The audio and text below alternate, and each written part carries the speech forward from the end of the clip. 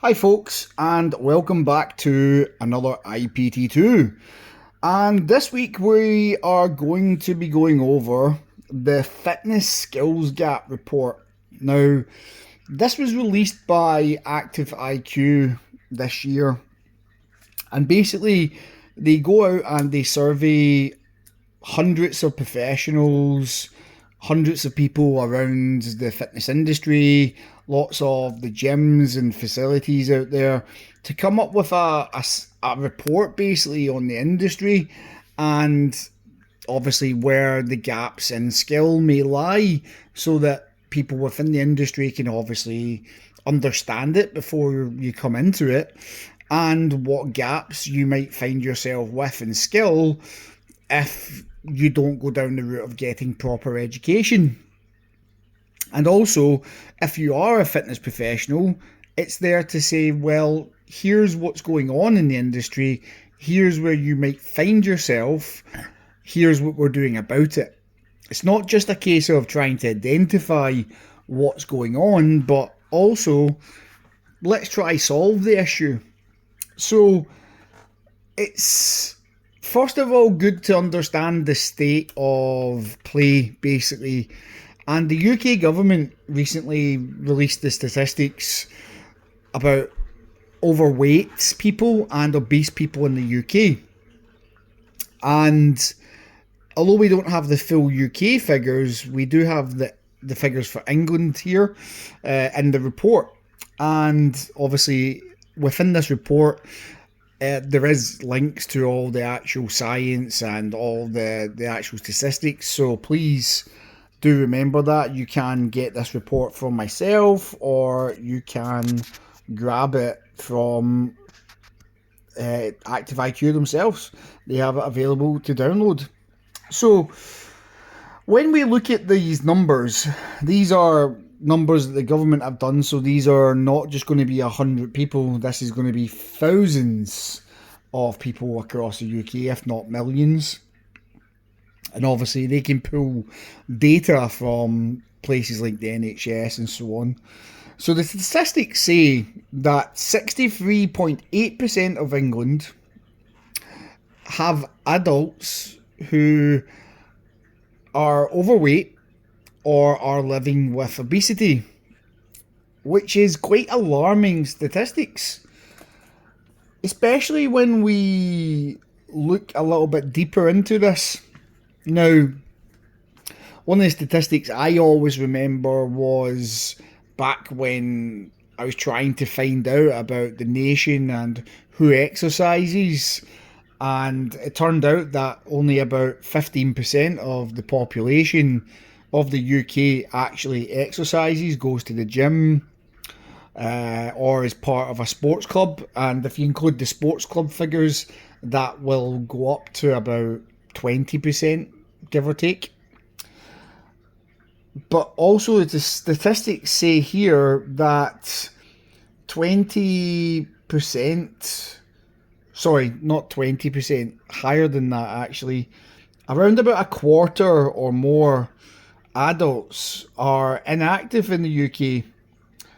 And that means they're doing less than 5 minutes of activity per day, which is just shocking when you think about it. But we do need to keep these things in the back of our minds when we go to talk about the skills gap report. We have to understand how important our roles as fitness professionals or aspiring fitness professionals is when it comes to helping the nation. So let's get into it. The fitness industry itself has roughly about 400,000 people working within it. Now, obviously, that's going to be give or take some numbers. It could be higher.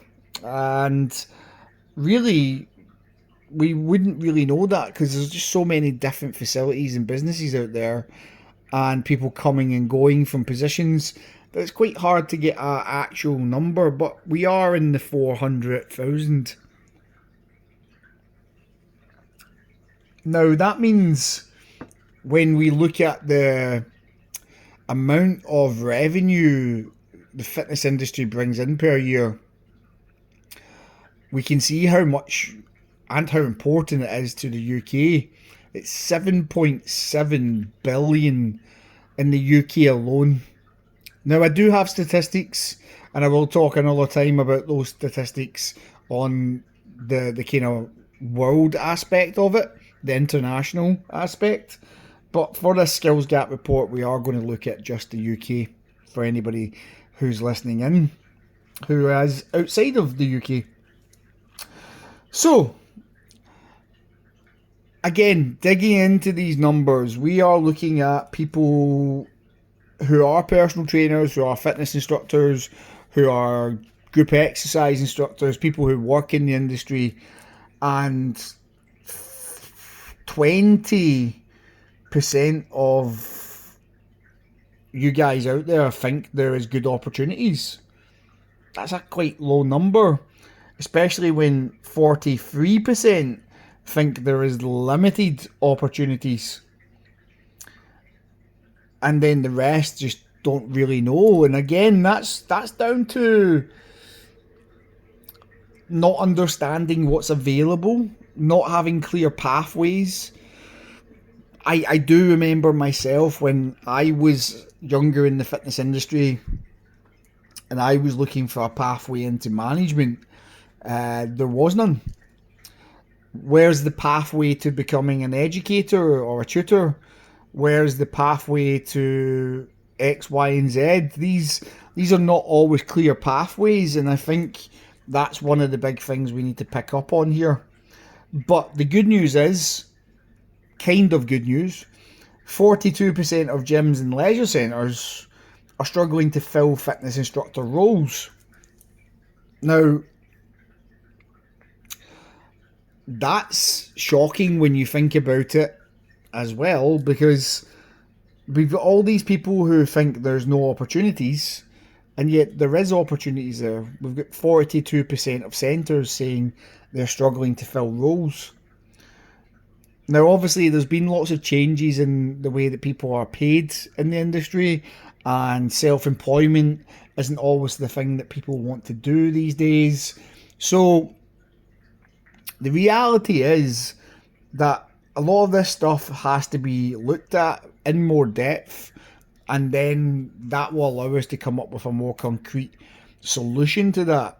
But certainly, I know from first-hand experience that working within certain companies, they have created better pathways into management, better pathways for people stepping into different things.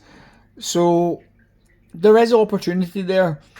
And if you are an aspiring manager, Group X, whatever it is you're aspiring to, you really need to look to your peers and be asking them for support on the pathway if you're unsure yourself.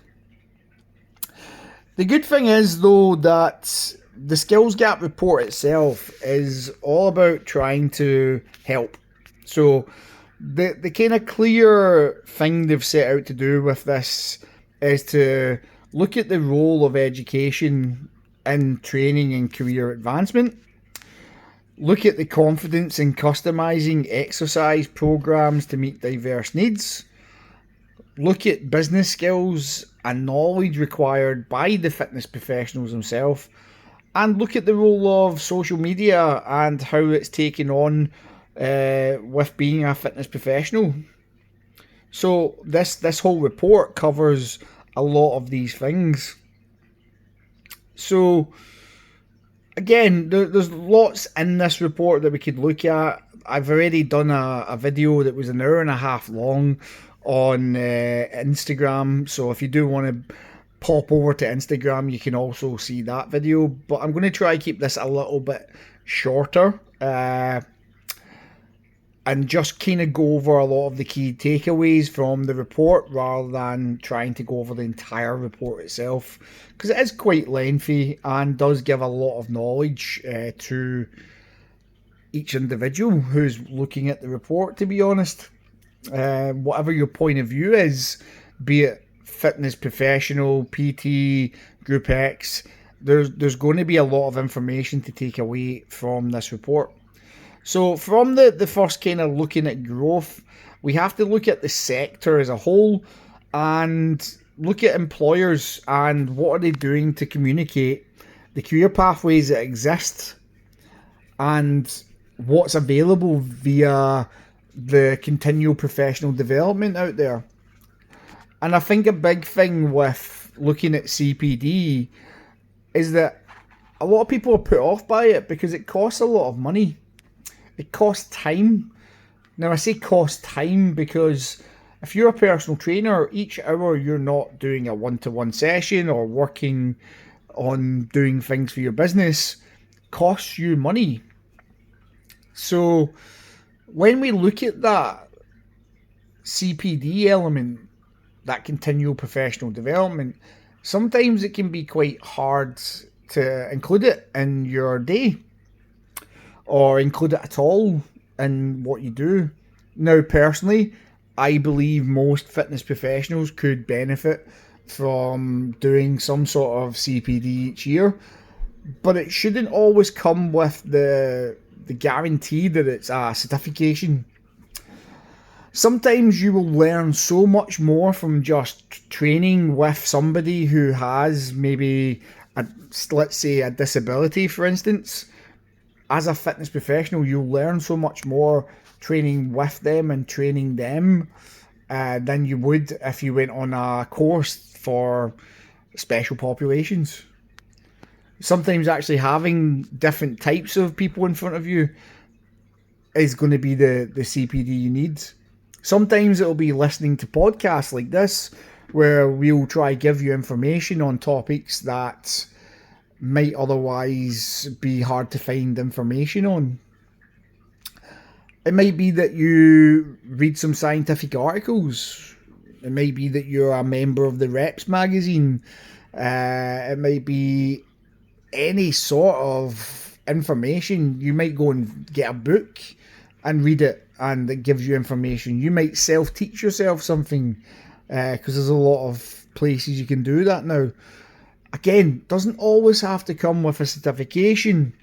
So if you're unsure about your own skills gap, maybe speak to your peers, speak to whoever's in charge, see what they can do to help support you, see what information they can give you to help you on your way, and try not to take it as a negative.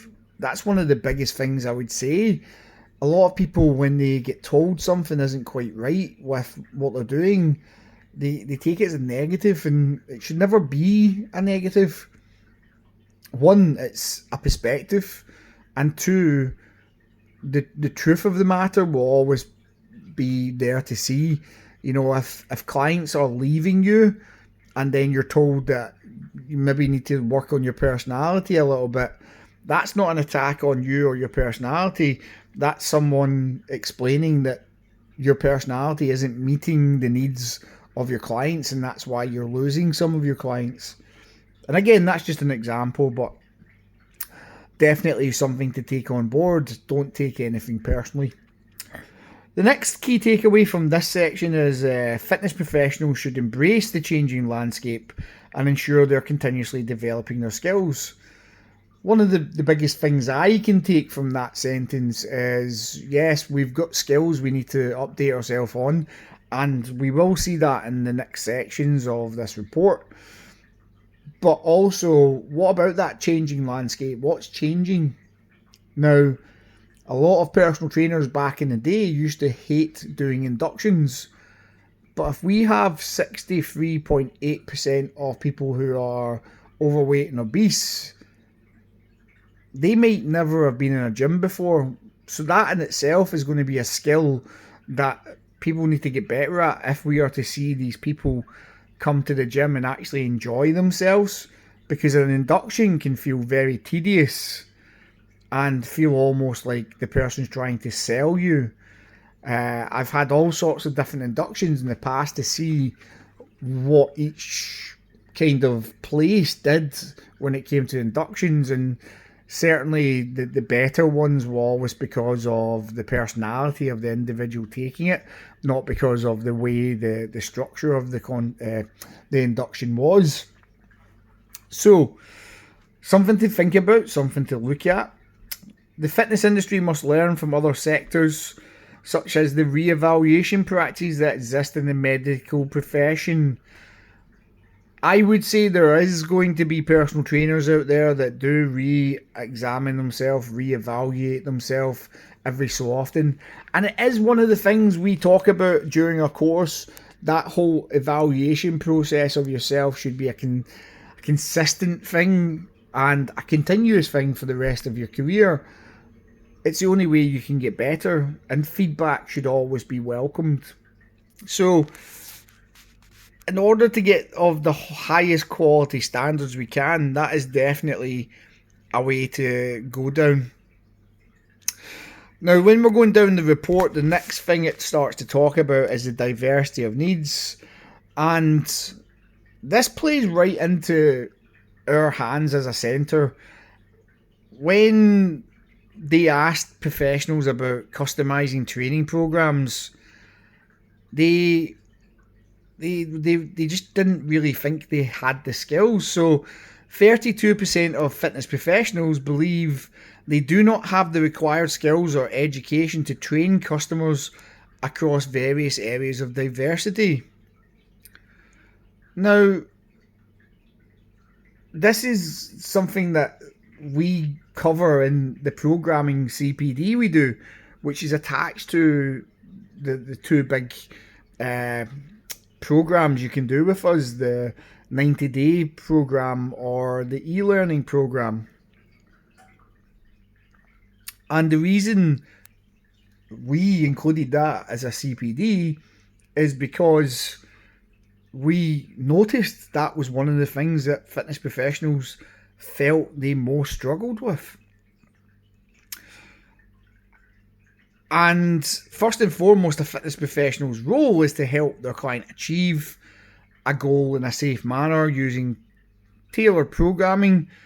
But almost 60% of fitness professionals feel they don't have sufficient knowledge in injury prevention or treatment because it isn't included in the course. So that's probably where you can step in and help as an educator.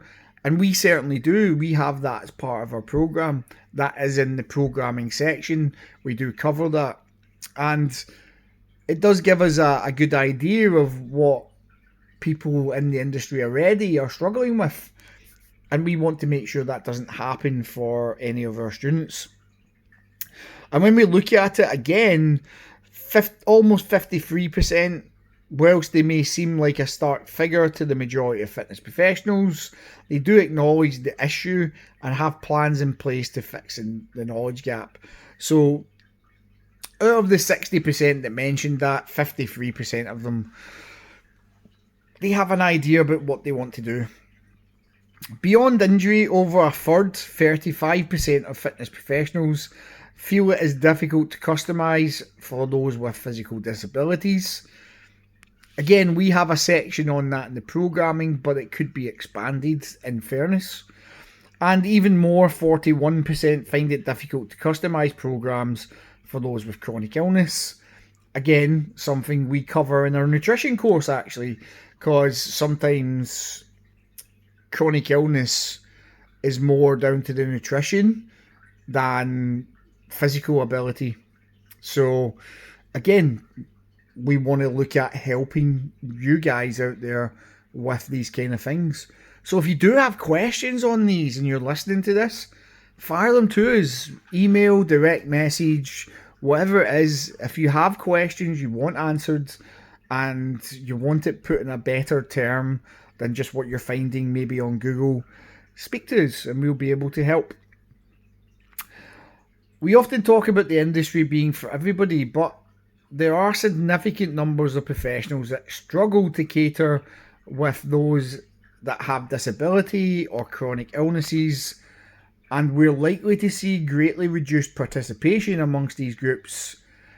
And in fact, Sports England Active Life's active survey The data shows that disabled people are almost twice as likely to be physically inactive. Now, obviously, there's going to be some nuance to that, so we can't take it that they aren't being looked after. Some will have disabilities that will be just not enabling them to be physically active at all.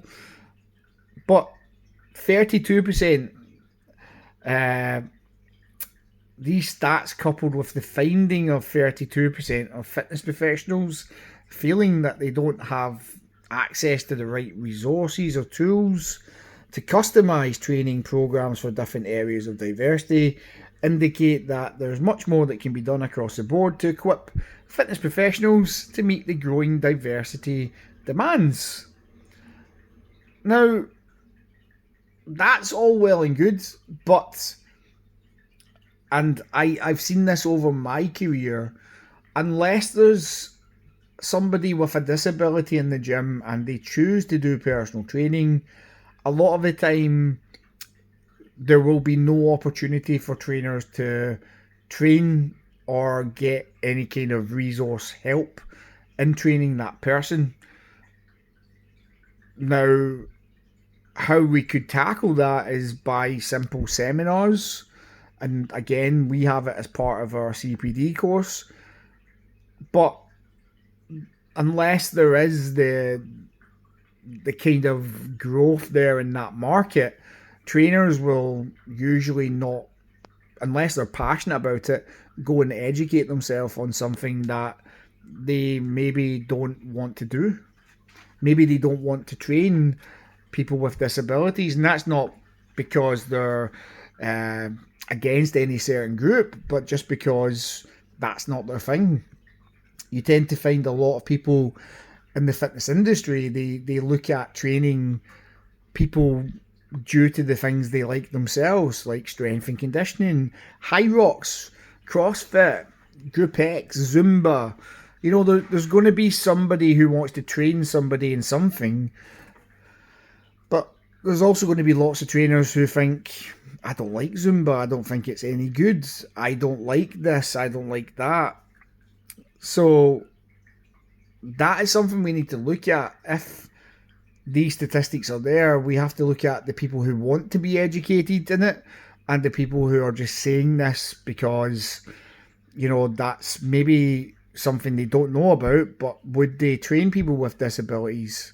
You know, maybe they only train mums that are over 30. You know, we see quite a lot of clarity on that in social media these days where people say, I train this type of person. And that will be very exclusive of other people.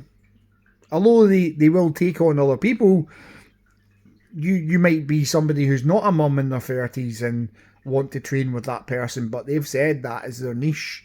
They've said that's who they train. So, yeah, that's maybe going in a little bit of a tangent, but we do need to address lots of different things to address the issue here. It's not just one thing, and in my belief anyway. Moving on to the next part, which was quite interesting as well. When we look at different generations and we look at millennials versus Gen Z, for instance, that's what they have in the report. Different generations found neurodiversity easier to program. 40% of Gen Z professionals, a generation known for its empathy, found tailoring for neurodiversity easier compared to 26% of millennials. Now, that's not to say that millennials don't have empathy, but they've just grown up in a different world. So people who are of Gen Z and have more of an empathetic nature, they will find it easier to program that kind of thing. But again, this doesn't dig into the statistics of who they are training and who needs the neurodiverse help. So there's more work to be done here, I believe. And personally, when it comes to neurodiversity, people will have personalities when it comes to trainers. Personal trainers, usually have some sort of personality. Most of the time, they will be very outgoing, very energetic, and that'll be good. But not all personal trainers are like that. Some personal trainers are more reserved. Some are more ambivert in nature. So we need to look at the personal trainers' personalities and how their types match with clients, rather than saying there's a specific skill set needed to deal with neurodiverse people. Again, empathy is something that people have or they don't have. Uh, Without getting too deep into psychology, each personal trainer will come across differently to each individual, so you can't be everybody's cup of tea. That statistic, although it's there, how much it actually makes sense within everything, I don't know. Certainly something to look at, but again, I think that's more personality than skill set. So when we look at different things again, here we're looking at the diversity of needs. There's still more to be done to ensure fitness professionals feel equally as comfortable coaching all genders and catering for all clients, including disabilities, chronic illness, neurodiversity. Again, not to say that we are the best ever, but we are, obviously. We have already seen this, and we have courses that have all these things included in it. When it comes to neurodiversity, we talk about it more in the case of the habit forming stages and helping people understand things a kind of more deeper and better way, so that they have more intrinsic motivations to do things, rather than having us screaming in their ear at all times. When it comes to neurodiversity, we talk about the psychology behind training people, not just the case of here that they've mentioned empathy. There is psychology behind training a person, and if you can understand how a person thinks or ticks, then it's going to be very helpful to the training that you put towards them. That's just common sense in my head anyway. So these are all things that we do have within our programming and nutrition courses. Again, the nutrition course is something that is part of those programs we do. Continuous professional development is vital to building skills and catering for diverse needs and staying up to date with new research. And I 100% agree with that, and that's why we have these courses. The second point there is keeping up to date, and that's why our courses are evergreen. Our courses are going to be available well into the future with added material. So when we find out something new, we go and do a video about it and we add it to the library, the relevant part of the library, obviously, and that allows you to then jump back into the course whenever you need that little bit of help. And if we haven't covered it, you let us know and we will then cover it, because we want to make sure that not only do you get what you need, but also people in the future can benefit from what you've seen as maybe a skill gap, or maybe you've seen as something that you want to know more about, because you won't be the only person. There will be others. So I 100% agree with that as one of the key takeaways here. Having the ability to cater to those with specific needs can lead to new career opportunities and a chance to specialise. 100% agree there as well. And that's why education can't always be a qualification. Sometimes it needs to be hands-on experience.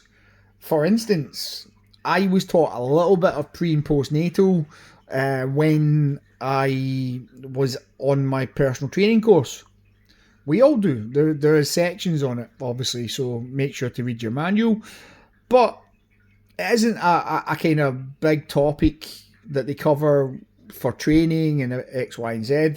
So I went and got myself a training course on pre and postnatal.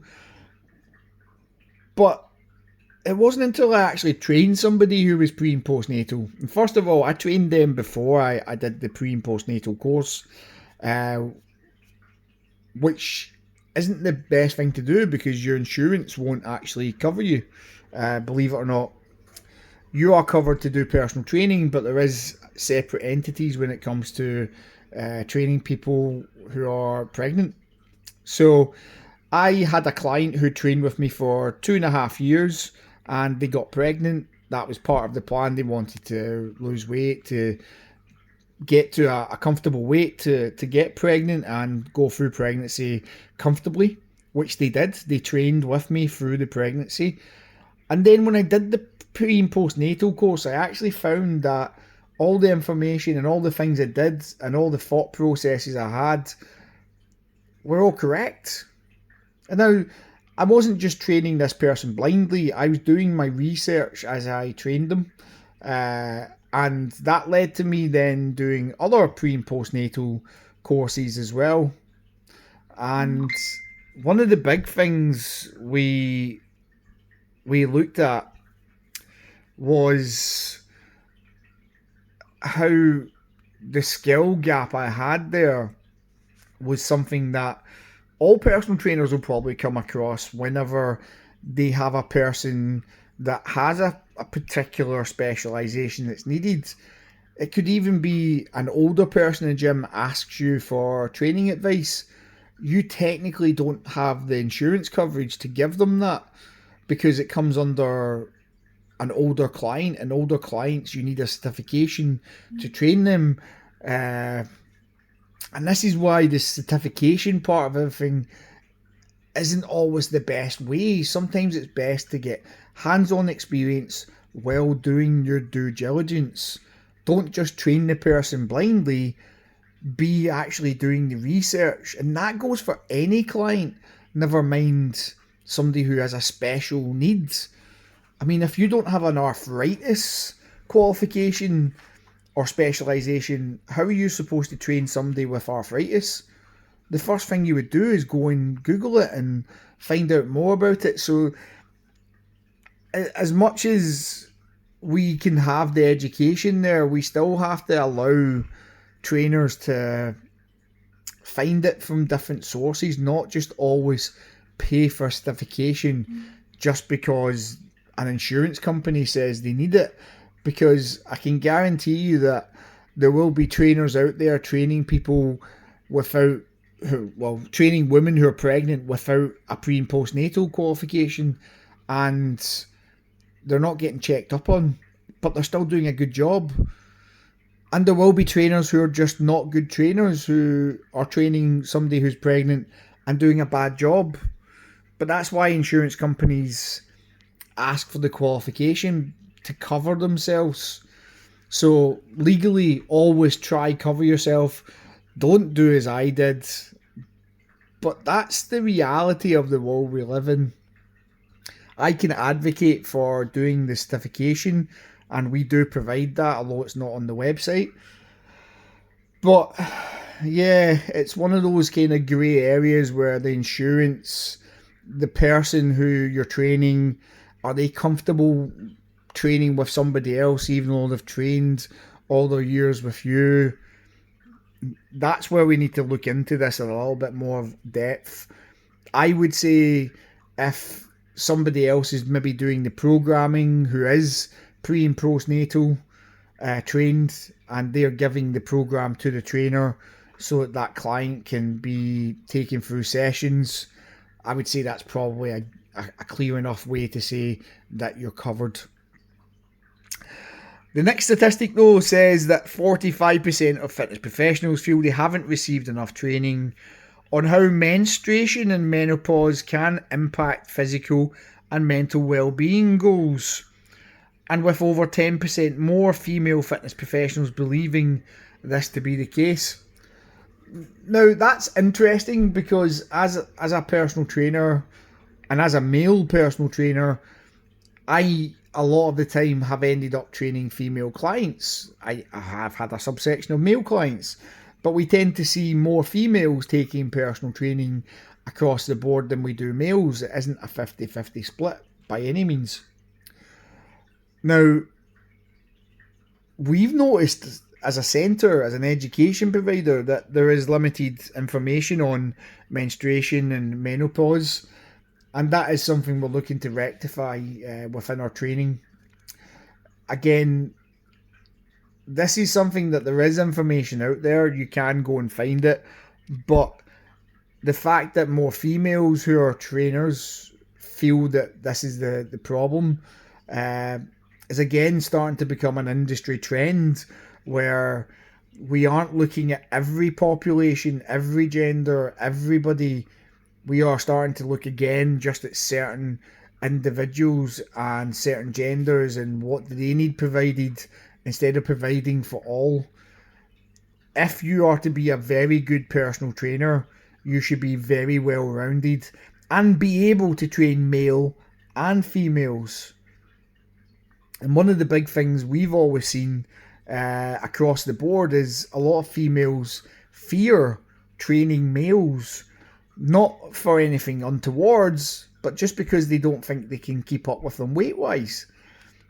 Now, that might be true of the top end kind of males doing big heavy lifts, but for your average gym goer, most female personal trainers will actually be stronger than the kind of average male gym goer because the female trainer is training a lot. They're going to create good muscle. They're going to be strong.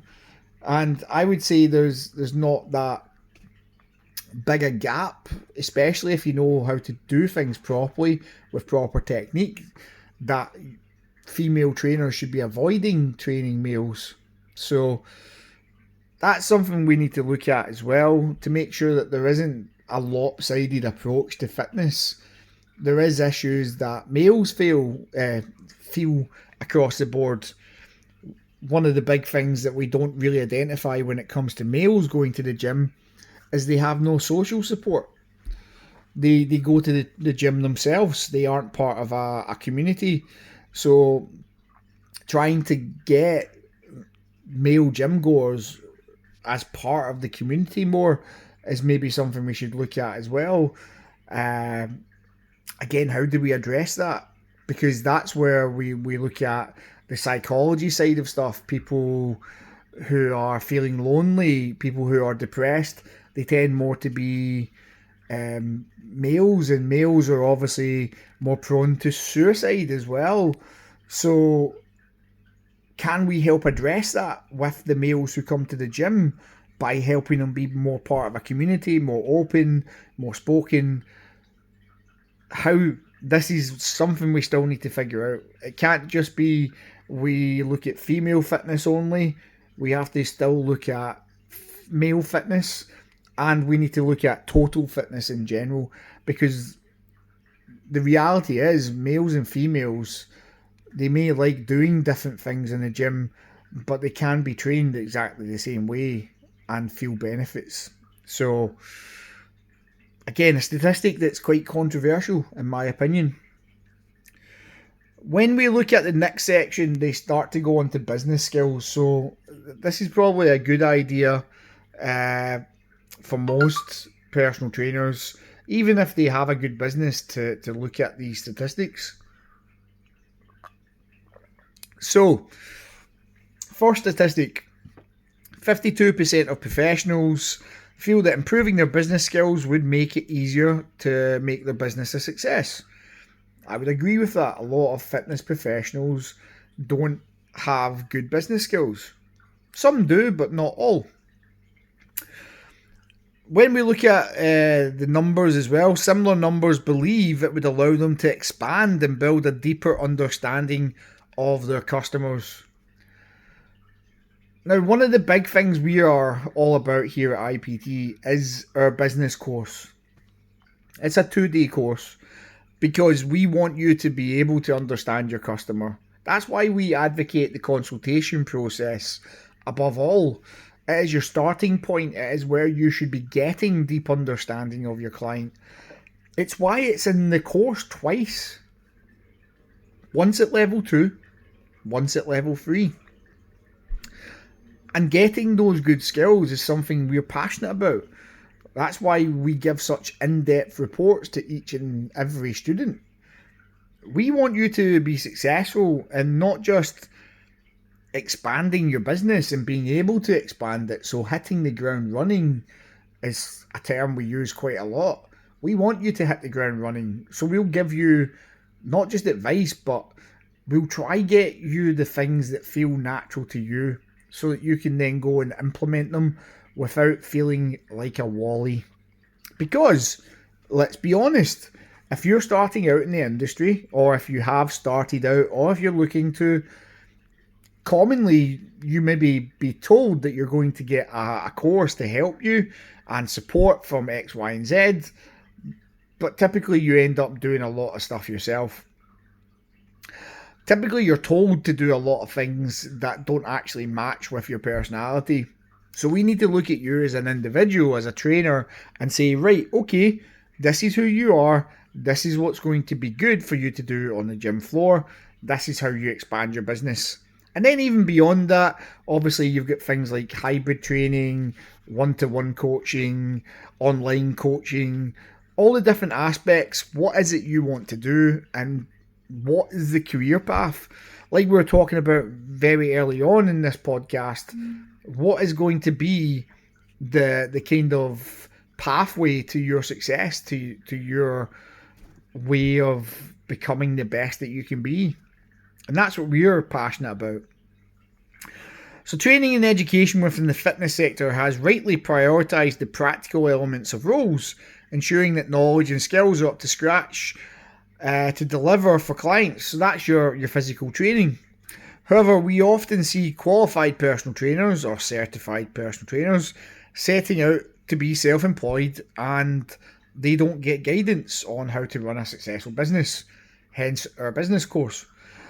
The data shows that those working in the sector understand the most important part of the role is being customer focused, which is rightly so. That is a skill that we talk about very early on in the level 2, for instance. But it also highlights the need for education providers to incorporate elements of business skills within qualifications, which ActiveIQ did a few years back. They added the business section of your level 3, and to be honest, it's a very basic interpretation of business. It will help some, but we need to go way beyond that. And that's why we will talk about self-employment, we'll talk about limited businesses. Before we even get into the actual business day itself, you need to be clear on what route you want to go down. Is it sole trader? Is it limited company? They might be terms you've never heard, because you don't realise when you go to do a professional qualification in fitness that you're actually starting a business and you are the business. The research also highlighted that many fitness professionals felt the qualification lacked elements that have since become crucial to successfully doing their job. So 84.46, so nearly 85% of fitness professionals feel their qualifications and training missed at least one crucial element for their role. I don't think that's a thing that we can ever cover. I don't think as a training provider, as somebody who's worked for other training providers, multiple training providers, there's always going to be something missed that's important to somebody further down the road. We can't sort that out for that person because we don't know what that's going to be when it appears. It could be that there was a critical bit of training that you wanted to learn about, and now that's what you do for a living, and it wasn't covered in your course. But how are we to know that needed to be covered?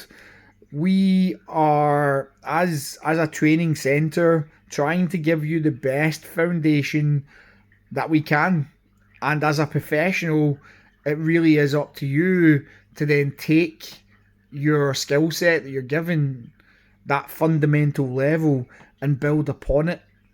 So rather than having professionals victim blame, which believe it or not, it happens a lot with especially trainers who are not doing so well on the gym floor or aren't getting clients. They tend to victim blame instead of problem solve. And again, this could be something that carries over from that. To say that almost 85% of professionals feel things were missing is ridiculous. What are we supposed to cover as education providers? That would be the question. What was it that they thought was missing? Was it business skills? Because if it was, and obviously this in the business skills section, we've saw that. We have the 2-day course. It's there. And we will be delving into social media in a second. And again, that's why we have a course on social media. That's why we have a course on getting clients, basically. That's why we have courses up and coming to try address all these gaps that trainers think they have or believe they have. And with that kind of training, we will then be able to address some of these gaps, hopefully, and bring that statistic down, because that's pretty shocking to me. But the quote underneath, this is an area ActiveIQ has invested in significantly, as it is a salient point within our wider industry that we must be aware of. We developed a mandatory unit, professionalism and business acumen, within the level 3 diploma in personal training qualification to help fitness professionals build on their business skills as part of the reformed submission. This has updated and strengthened the business elements of the qualification to be more reflective of the recent business trends for modern PD demands. Which, again, is great, but it doesn't go far enough, which is why we have a 2-day course. But there's always more that can be done. Training schemes, workshops with successful previous candidates, mentorship programs with entrepreneurs in the sector. Don't get me started on that. There are always ways to give individuals looking to increase their knowledge in business another level of understanding and accountability. The industry must do a better job of putting these ecosystems in place to encourage these skills, or risk not growing as a result of lack of support. I would say, if anything, one of the big things we try to do as a training provider is support. So, yeah, I would partly agree with some of that. Some of it, again, we need to look more deeply at as a kind of industry. But moving through into the developing the business skills part, the kind of takeaway points are: education for fitness professionals needs to consider elements beyond practical skills, adding elements such as business strategy and insight to equip them with necessary skills to build a successful business. I wholly agree on that, and will be looking to develop more resources as a centre to give to students when they get started. Nobody seems to give students the PT package, like, here's your Part Q, here's your contract that you can use, here's your informed consent form, here's this, here's that, here's a way to combine it all, go and make it your own.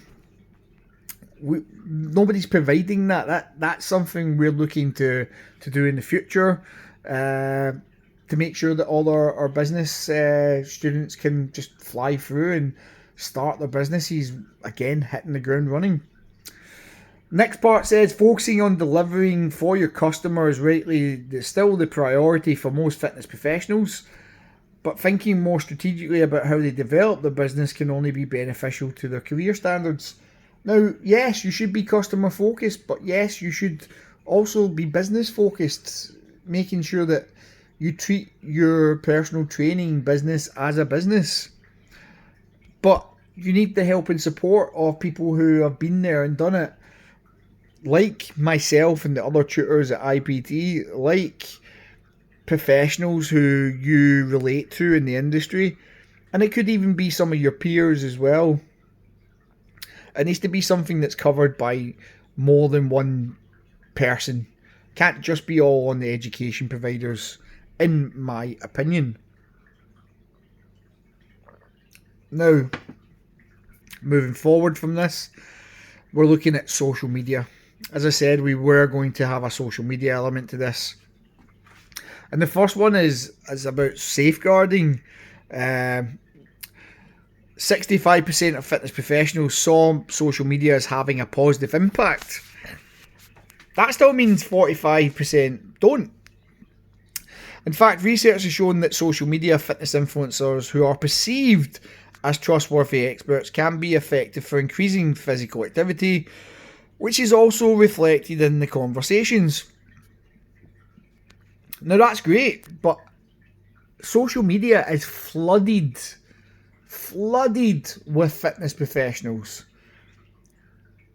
And what fitness professionals fail to realise a lot of the time is they're not speaking to thousands, hundreds of thousands, millions of people. They're speaking to a very small core element of the people who they train. Now, don't get me wrong, there will be personal trainers. Let's take Joe Wick for an example. Made a very successful business over lockdown, training people from home, and got more people into activity, which is great. He has the reach of millions, yes, but your local personal trainer does not. But it doesn't mean they shouldn't use social media as a tool. But instead of trying to speak to millions, they should be trying to speak to their community, their people. That might not get you as many likes by being controversial or saying something about nutrition that's not quite right but resonates with people. Sometimes we have to be just truthful about things, cut through the BS and tell people it is how it is. Doing spectacular training elements to try get people to give you likes is great, but when they start to train with you and they realise that you don't do that stuff all the time, it's very, very robotic in terms of what you do some of the time in the gym to get results, that they're going to be put off by that because they never saw that in the first place. And again, that's how being incongruent can actually damage your fitness business. Now, it's not a wholly positive picture though when it comes to social media. Fitness professionals lead by example when it comes to social media, evidencing their claims clearly, talking in language that the average person can understand, and ultimately encouraging people to seek out the help of professionals before diving into exercise regimes. In addition, it shouldn't just be our social media where fitness professionals are held to a high standard of behaviour. In order to encourage more people to see the value in a career in the industry, high quality professionals conduct both online and in person. How they conduct themselves is paramount to building the positive reputation they have. The research has found that 65% of fitness professionals claim to have seen other fitness professionals acting in a way they believe to be unprofessional or dangerous for clients. Now, as a fitness professional, and not to be too negative, every day I step into a gym, I see something incorrect. I don't always judge when something is being done. And that's something I've learned as a professional, because when you see something being done incorrectly, it doesn't mean that it's wrong to do. What do I mean by that? Maybe you see somebody doing cheat reps. Maybe they're doing bicep curls and they're swinging the bar. Have you watched the entire workout they've done? Can you say that those cheat reps are not the end of the workout and going to help that person? We have to be less judgmental in those kind of things. But when it comes to training clients, I see posture not being correct with the trainer. They're slouching around the person on the mobile phone. They're not paying attention. They are having a laugh with somebody else. They are doing some training incorrectly. The form should be better. And I'm not saying I'm perfect. I'm not. not by any means. But when you're teaching somebody to do something, you should be very good at doing it yourself. Doesn't mean the best at it, but you should be good at it. Good enough that you can then pass it on. For instance, although I can do most of the Olympic lifts, I'm not the best at them.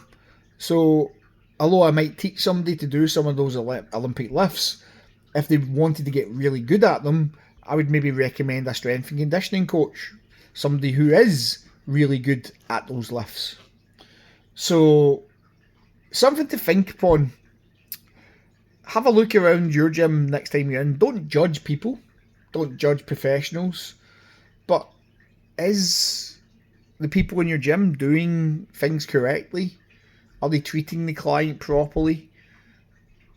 I mean, they have entered a contract with you as a personal trainer, so you should be treating them professionally, not as a pal. And yes, you will make friends when you do personal training. You will have some clients who become lifetime friends. But, and this is a big but, they are paying you money to do something, so you should be professional about it. Just like any service you would pay for yourself, you should be looking to get top dollar for what you're paying for. Next part says, it's essential that employers and education providers drive home the professionalism required to work in the sector by increasing the awareness and knowledge of safeguarding at foundational levels and holding professionals accountable to high standards throughout their careers. We equip those working in the sector with skills required to encourage safe, accessible and friendly behaviour. And that's one of the big things I'm always passionate about, is making sure that you're training clients well, not just training them how you think they should be trained. Listening to their needs and then catering for those needs. Adapting to each and every individual so that they do have a bespoke experience. So this is something we know is clearly something that is needed within the industry, a little bit more professionalism at times. But at the same time, we still want to make fitness a fun thing to do. So how can you make fitness fun? Well, you know, there's many ways to do it. And we talk about them through our courses as well. Safeguarding, we really need to look at fitness professionals to lead by example on social media and stop evidencing and claiming things that aren't true. Trying to use more simple language rather than use jargon to wow people with. If you can't explain something simply, you probably don't know it in depth enough. That's not the exact quote from Einstein, but that's what he said. Fitness professionals' behaviour should also be held to high standards, both in person and online. That's to create a reputation for the sector and for fitness professionals in general. There has been many personal trainers over the years who have given personal trainers a bad name. They've been up to all sorts of activities. One of the things that came to my head straight away was during lockdown how some trainers felt it was good to jump onto social media and show how they weren't socially distancing, they were drinking alcohol, they weren't adhering to any sort of exercise, while other people were adhering to exercise and they weren't just drinking the days away. And those fitness professionals ended up losing a lot of followers because of it and actually lost their jobs because they brought their place of work into the disrespect. So really something to think about. And it's something we do discuss in the course, but not at a great extent. We do, however, on the business course, talk about it in depth. And then when we look at the conclusions of this report, I really don't want to jump into anybody's dialogue here. Again, if you want to read this report, and we've already been going for a while now, great, read the report. I can send it to you if you request it from me, or go to ActiveIQ and get the report. from them. But the conclusions are continued professional development in specialised areas, including physical disabilities and neurodiversity, is essential to deliver inclusive fitness programs that cater for the widening needs of the population.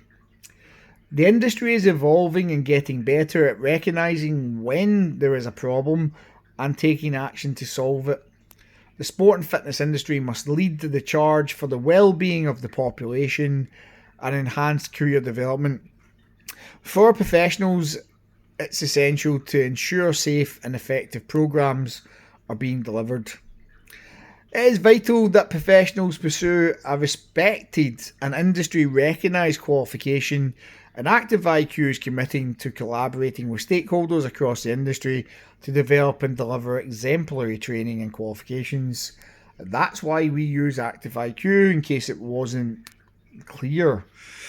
The sector workforce is a linchpin to achieving the industry's collective ambitions of supporting the nation's health and economy.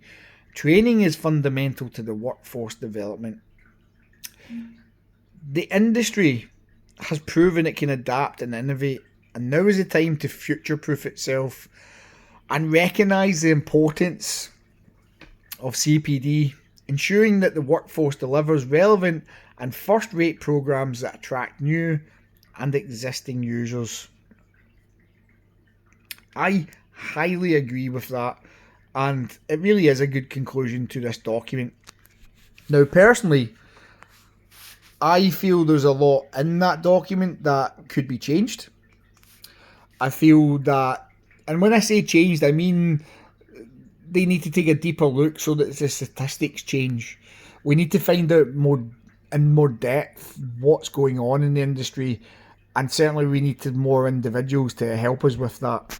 So, great report, but for me, we need to do more. I'll continue to be looking to do more. And that's all we can really do as an industry, is keep looking at ways to push ourselves forward more than anything else, and make sure that each individual feels that they are catered for, i.e. the personal trainers themselves, with knowledge and equipped and armed to the teeth to be able to take on the wider fitness world. But we also need to make sure that all those people coming into fitness who maybe have things that need specialist support have that support. As a kind of final thought, looking at all that data there, yes, we at IPT are covering our bases. Hopefully we are giving one of the most comprehensive training packages out there. We say hopefully, but we know we are, and we would love that if you were considering the centre, to know that we are going to give you that support through the rest of your career. And that's why we don't want too many people on our live courses, because we want to make sure every individual is catered for. We invite people back onto courses in case they want to go over the extra work and get that extra support. And we do those evergreen CPDs to make sure that you're always going to have the most up-to-date education and then some.